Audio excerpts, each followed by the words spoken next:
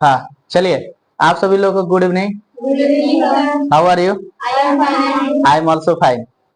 Today I am going to start this topic ether. Okay, सबसे पहले मैं आप लोगों को बता रहा हूँ कि इसके पहले मैं फंक्शनल ग्रुप पढ़ाया था ना। फंक्शनल ग्रुप किसे कहते हैं, कौन बताएगी?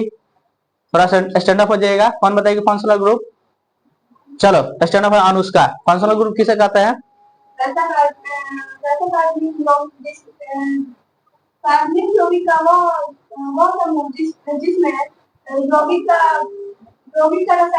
निर्भर करता है गुण, यानी कार्बनिक यौगिक का वह समूह जिस पर यौगिक का रासायनिक गुण निर्भर करता है, उसे हम लोग क्या कहते हैं? फंक्शनल ग्रुप कहते हैं, गुण यानी क्रियाशील समूह कहते हैं। उसी का देखिए हम लोग का जो टाइप्स होता है कुछ उसका फंक्शनल ग्रुप होता है। जैसे मान लीजिए हम लोग का अल्कोहल हो गया, एसिड अल्कोहल हो गया, इथर हो गया, एल्डिहाइड हो गया, कीटोन हो गया, कार्बोजाइलिक एसिड हो गया, ये जितने भी उसका फंक्शनल ग्रुप होता है उसके बारे में हम लोग को पढ़ना है। जो फर्स्ट ऑफ ऑल आप लोग को अल्कोहल के बारे में कल के मैं पढ़ा दिया हूँ। आज मैं स्टार्ट कर रहा हूँ ईथर। उसका सेकेंड जो है टॉपिक ईथर है। ईथर होता क्या है, ईथर के बारे में हम लोग जानते हैं। ठीक है, पहला दिया है कि ईथर का जो फंक्शनल एफजी का मतलब होता है फंक्शनल ग्रुप। क्या होता है बाबू? एफजी का फुल फॉर्म क्या होता है? Functional group. उस फंक्शनल ग्रुप ईथर का ओ होता है। और देखिए एक इसका हम बता रहे हैं कि जो ईथर होता है ना, ईथर को हम लोग इथरल ऑक्सीजन भी कहते हैं। क्या कहते हैं? इथरल ऑक्सीजन भी कहते हैं। उसके बाद देखिए आपका यहाँ पर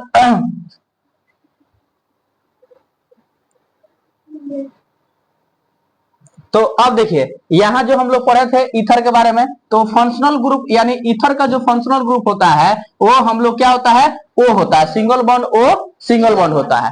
इसमें जो हम लोग को ओ जो है उसको हम लोग इथरल ऑक्सीजन भी कहते हैं। क्या कहते हैं? इथरल ऑक्सीजन भी कहते हैं। उसके बाद देखिए इसका GSTF मतलब होता है जनरल स्ट्रक्चर फॉर्मूला। क्या होता है? General structure formula. General structure formula मतलब होता है R single bond O single bond R dash. देखिए आर या आर डैश क्या होता है ना कि आर जो व्यक्त कर रहा है वो एल, जो हम लोग जो उसमें अलग से जो सब्स्टिट्यूएंट जोड़ेंगे ना वो सेम जोड़ेंगे।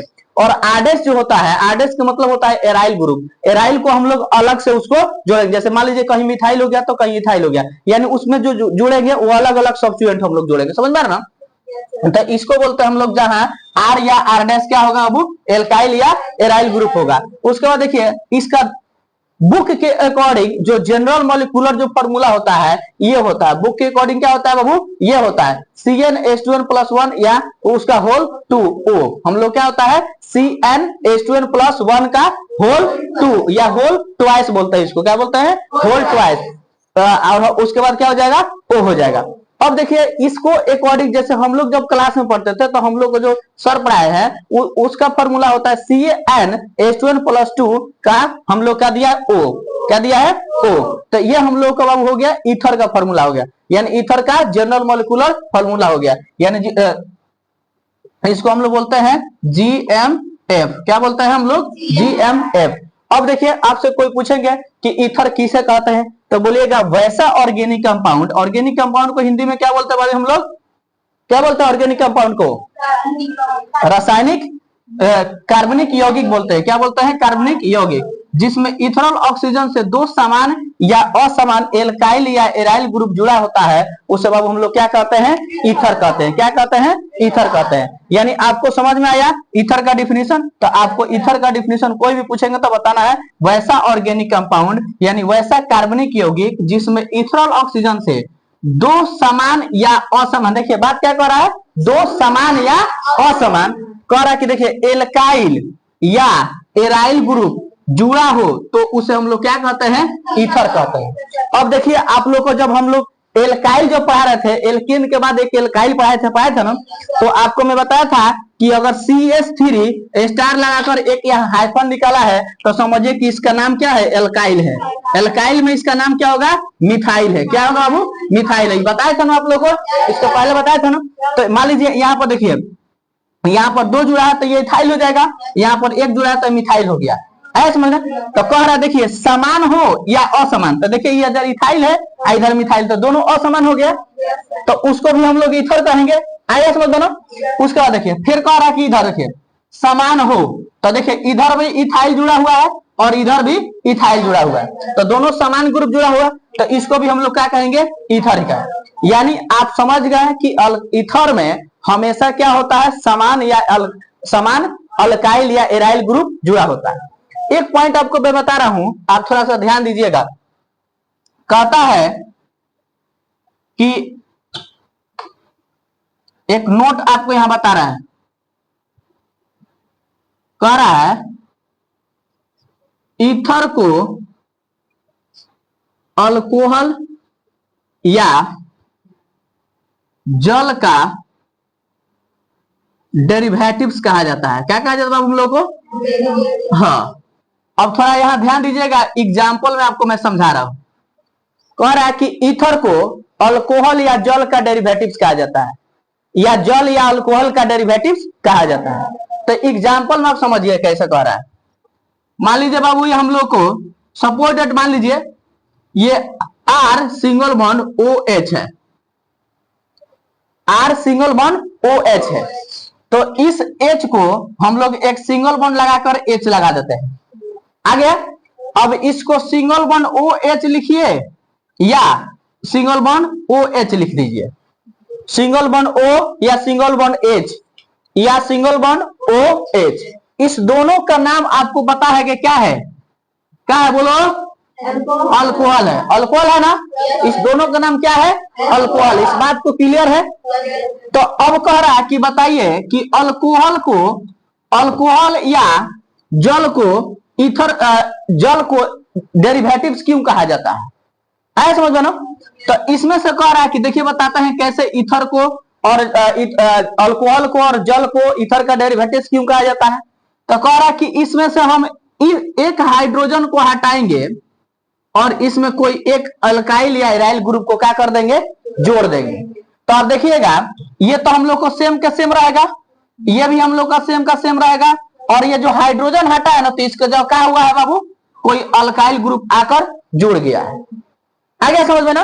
देखिए सेम स्ट्रक्चर के जैसे यहाँ हुआ, आप देखिए यहाँ हुआ, यानी इस आपको तो इतना कंफर्म होगा कि अब अल्कोहल भी हमारा क्या होगा, ईथर को डेरिवेटिव्स कहा जाएगा। पहला बात समझ में आ गया? आया कि नहीं बोलो? आया ना? उसके बाद कह रहा, और फिर कह रहा कि इसको जल को भी डेरिवेटिव्स हम लोग कहते हैं, यानी ईथर को जल का डेरिवेटिव्स भी कहा जाता है। तो अब कैसे कहा जाता है? एग्जाम्पल नंबर ये सेकेंड, फर्स्ट हो गया अल्कोहल का, हो गया अल्कोहल का हो गया। सेकेंड कह रहा है आपका जल का, कह रहा था जल का फॉर्मूला आपको बताए थे, जल का केमिकल फॉर्मूला होता है H2O, होता है। इस बात को कंफर्म जानते हैं कि नहीं? जानते हैं ना? तो अब देखिए, अब कह रहा है कि जल को स्ट्रक्चर में पहले चेंज करें, तो जल का स्ट्रक्चर हमको जहां तक लगता है ऐसा ही होना चाहिए। होना चाहिए कि नहीं? होना चाहिए ना? क्यों होना चाहिए? ऐसा ही स्ट्रक्चर होना चाहिए, बात कोई बात नहीं है, ठीक है ना? अब देखिए, अब आपसे कहिएगा कि सर देखिए, अब यहाँ पर इस तरह के स्ट्रक्चर इसलिए बनाया गया है क्योंकि जो ऑक्सीजन का जो वैलेंसी होता है ना, यानी संयोजकता, वो 2 होता है। कितना होता है? तो 2। देखिए इसका 1 और इसका 1 मिलकर ऑक्सीजन को 2 हो गया, ये पूर्ण हो गया। उसके बाद देखिए हाइड्रोजन का भी 1 होता है, तो एक हाइड्रोजन का इधर भी 1 है, हाइड्रोजन का। पूर्ण रूप से क्लियर है? तो जल का स्ट्रक्चर जो हम लोग को होगा, आपको पता है कि नहीं? यानी जल का जो स्ट्रक्चर जो होगा, एग्जाम्पल नंबर सेकेंड, जो हम लोग को जल का जो एग्जाम्पल होगा, जिसको H2O हम लोग कहते हैं, तो इसका स्ट्रक्चर तो H सिंगल बॉन्ड H होगा ना? ये बनी हम लोग को क्या है, वाटर है। कह रहा है कि जब हम लोग इसमें से जब 2 हाइड्रोजन को हटाएंगे, कह रहा है कि जितना हटाएंगे उतना सटाएंगे। आया समझ में ना? क्या कहा जाता है? जितना हटाएंगे उतना सटाएंगे। तो देखिए इसमें हम लोग जितना हटाए, तो 2 हाइड्रोजन को हटा रहे हैं। आया समझ में ना? कितना हाइड्रोजन घटा रहे हैं? 2। यहाँ 2 लिखिए, 2H लिखिए, चाहे यहाँ पर H2 लिखिए, बतिया सेम है, कौन दिक्कत? बतिया सेम है। तो यहाँ पर सिंगल बॉन्ड हम लिख देते हैं, यानी ये मतलब होता है कि यहाँ से हाइड्रोजन को हटाया जा रहा है, यानी 2 लिख दिया, तो एगो इसको और एगो इसको, दोनों को मिलाकर हटा दे रहे हैं। तो कह रहा है कि जितना हटाएंगे उतना सटाएंगे। तो इसमें से 2 हम लोग को क्या करेंगे बाबू, हम लोग को अल्काइल या एराइल ग्रुप को क्या करेंगे, जोड़ देंगे। तो जब 2 गो अल्काइल एराइल ग्रुप को जोड़ेंगे, तो हई तो बबुआ लोग का काम खत्म। अब हई 2 गो बचल है, तो R O और R। आया समझ में कि नहीं? आया? किसी को कोई दिक्कत? तो अब देखिए, हेकर मुहुआ, हेकर मुहुआ बराबर है ना? मन करेगा तो इधर लगा दो डैश, एगो बिंदु सटा दो, कोनो दिक्कत? आया कि ना समझ में? मन करे तो ठीक है, ना मन करे तो छोड़ देंगे। बतिया हम लोग को वही पता है कि एगो के एल्काइल कहेंगे तो एगो के एराइल कहेंगे, एल्काइल या एराइल। आया समझ में ना? कोनो दिक्कत नहीं ना है? तो अब आपको इस बात को कंफर्म हो गया है कि ईथर हमारा क्या होगा, अल्कोहल और जल का डेरिवेटिव होता है। किसी को कोई दिक्कत? आगे समझ में ना? देखो दोनों का मुहुआ सेम है ना? है ना? कोई दिक्कत? तो इसीलिए हम लोग कहते हैं कि इसको भी कहेंगे ईथर और इसको भी कहेंगे ईथर। कोनो दिक्कत? आया कि ना समझ में? किसी को कोई दिक्कत? ओके, चलिए अब हम लोग इतना तक तो पढ़ लिए ईथर क्या होता है, और हम लोग अल्कोहल और जल को हम लोग डेरिवेटिव्स ईथर को कहते हैं, पता है कि नहीं? तो अब हम लोग पढ़ना है टाइप्स ऑफ ईथर। क्या पढ़ना है हम लोग को? Types of ether. देखिए ईथर का दो टाइप्स होता है।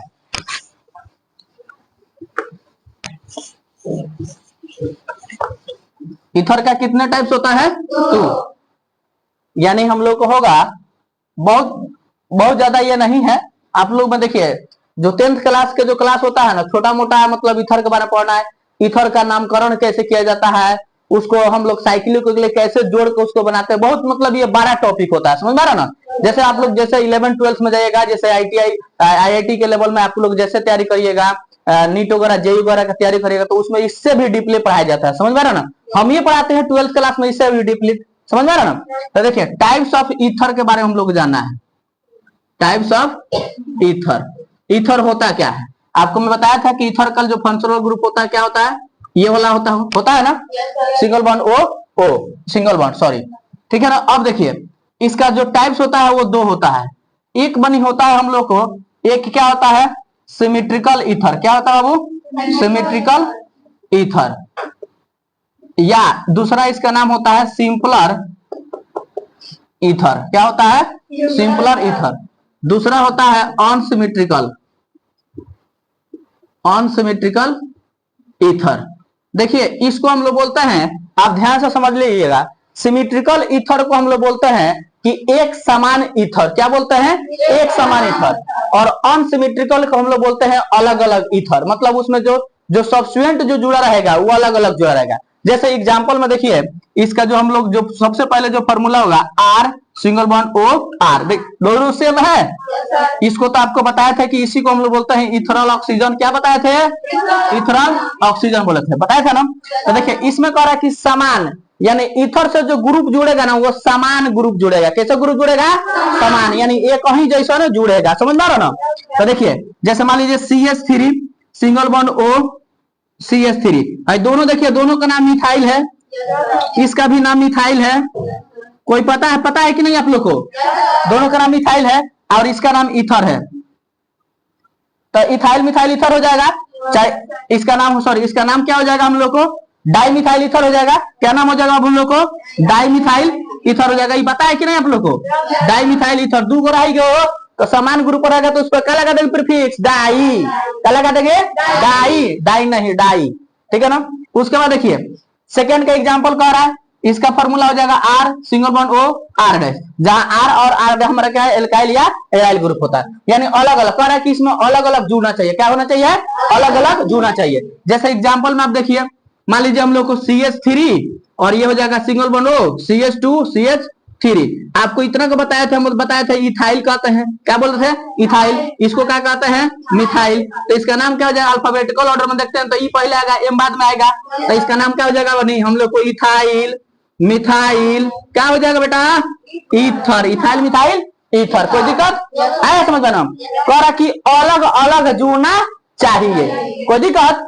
जब देखिए यानी अनसिमेट्रिकल में अलग अलग है, सिमेट्रिकल में क्या है? सेम है। किसी को कोई दिक्कत? तो हम लोग को आज का जो क्लास होगा इतना ही तक रहेगा। यानी ईथर क्या होता है, ईथर के बारे में बता दिए थे। टाइप्स ऑफ ईथर क्या होता है इसके बारे में हो गया। कल हम लोग आएंगे तो लिखेंगे नेमिंग ऑफ ईथर, यानी